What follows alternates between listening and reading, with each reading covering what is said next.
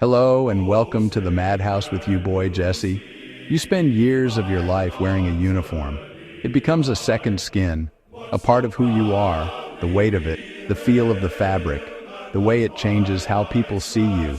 Then, one day, you take it off for the last time, you pack it away. But does it ever really leave you?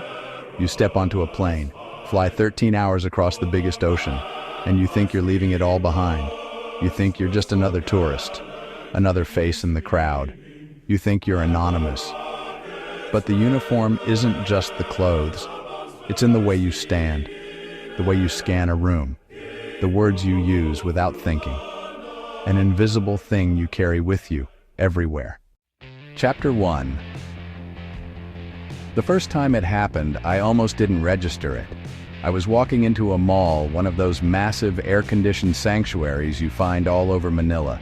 The security guard, a man probably my father's age, was checking bags. As I walked past, he straightened up. A subtle shift in posture, and a crisp, almost imperceptible nod. It wasn't the casual nod you give a stranger. It was precise. It was practiced. It was a nod that said, "I see you." I just nodded back, confused, and kept walking, humidity hitting me like a wall as soon as I was inside. But then it happened again. A different guard, at a different mall. As I handed him my backpack to check, his eyes flickered down to my hands, then back to my face. He stood a little taller, his shoulders squared. "Sir," he said, his voice firm, respectful. It wasn't the sir of customer service. It was the sir of a morning formation. It kept happening. At banks, at hotel entrances, at convenience stores. It was never a full-blown salute. That would be absurd. I'm a civilian now, a tourist in shorts and a t-shirt. But it was the intention behind the gesture. A straightened back, a sharp nod, the focused eye contact, a silent acknowledgement, a ghost of a salute that hung in the air between us. These guards, many of them former military or police themselves, could spot it from a mile away. They weren't seeing the tourist. They were seeing the way I walked, the bearing drilled into you until it's like breathing. They recognized a language spoken not with words, but with posture and presence. Yeah. Chapter 2. You start to notice the words first. They slip into conversations so naturally you almost miss them. You're at a small sorry store buying a bottle of water. The owner is talking to her friend, and then Roger, not a name, an affirmation. Roger, Roger. A word straight out of a radio communications manual, now confirming a Coke run to the back. Then you hear it everywhere. You're getting directions and the guy says, "Just go straight, sir. Copy? Not understand? Got it?" But copy. It's military speak. The language of clear, concise communication, born from necessity. And here it is, woven into everyday civilian life in the Philippines. The American military presence wasn't just bases and ships, it was cultural exchange, language included. Words we think are ours, adopted, adapted, made their own. AWOL, standby, copy. You hear them for a skipped dinner, waiting on a jeepney, confirming instructions. They're linguistic fossils, evidence of a shared past. For a veteran, it's like hearing a secret code spoken in public.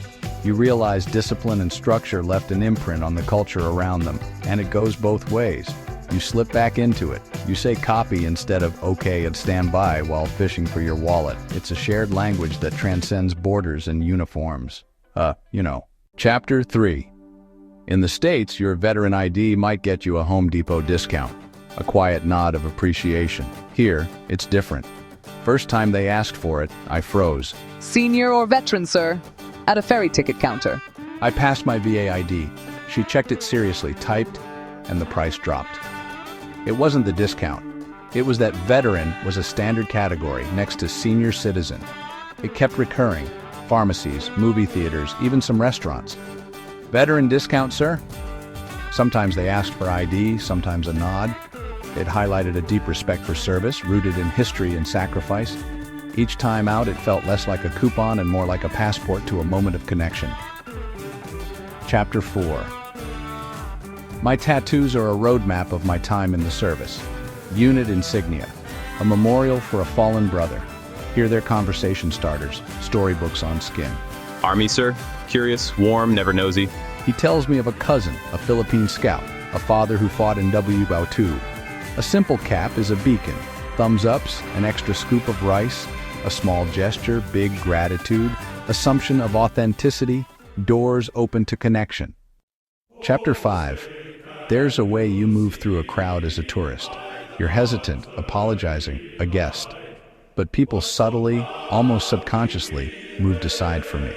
Small shifts, a shoulder turns, a step aside, a let you pass gesture. I tried to be smaller. It still happened. Then I realized it was deference to authority cues, posture, scanning, economy of movement. Man on a mission, even if it was just Pringles. Eyes on you, curious, not hostile. A kid points at my cargo shorts. What army? I softened my posture, smiled more. Friendly tourist, not forward observer. Identity projects without words, and gets read differently. Chapter 6. You can be in the most beautiful place. Perfect beach, turquoise water, palms, and a sound rips you out of it. Heart hammers, muscles tense, you scan, automatic. Triggers everywhere. The body remembers danger your mind knows isn't there, and you see it in others. A look up, a rigid frame, a knowing glance, a sad, strange camaraderie. Chapter 7. Checkpoints are part of life here. Training kicks in. Where are the guards? How are they armed? Fields of fire. But the guard leans in, smiling, professional yet relaxed. Less shouting, more conversation. Sometimes ID, often a wave through. My instincts scream danger. My eyes said otherwise. Security adapted to context. Stop bad guys without scaring civilians or tourists. Hard, hot work, done with grace and good humor. Same core job, wildly different human execution. Chapter 8. You can't help but notice uniforms. In tropical heat, lighter materials, short sleeves, ventilation over starch, worn with pride, part of identity on and off duty, a mix of old and new, resourceful, practical. Visible military is normal, often reassuring, a different history, climate, and culture. The profession is universal, its expression is diverse. Chapter 9, one of the less glamorous parts, the daily handful of pills, prescriptions for what aches, physically, mentally. Managing that while traveling is a logistical challenge. You lose a bottle, miscalculate, need a refill, walk into a Filipino pharmacy, everything feels accessible. No copay, no insurance card, no phone call for a script. For many meds, you just ask. Name, dosage, they'll sell by the pill. Buying 3 pills? Completely foreign to me. A double-edged sword, super convenient, system very different. My knee med, 5 minutes. Save me a hassle. But specialized prescriptions, names differ, dosages differ, some unavailable. Be proactive, carry info, no generics. Be ready to explain history. A reminder of the lifeline the VA or TRICARE represents. Chapter 10.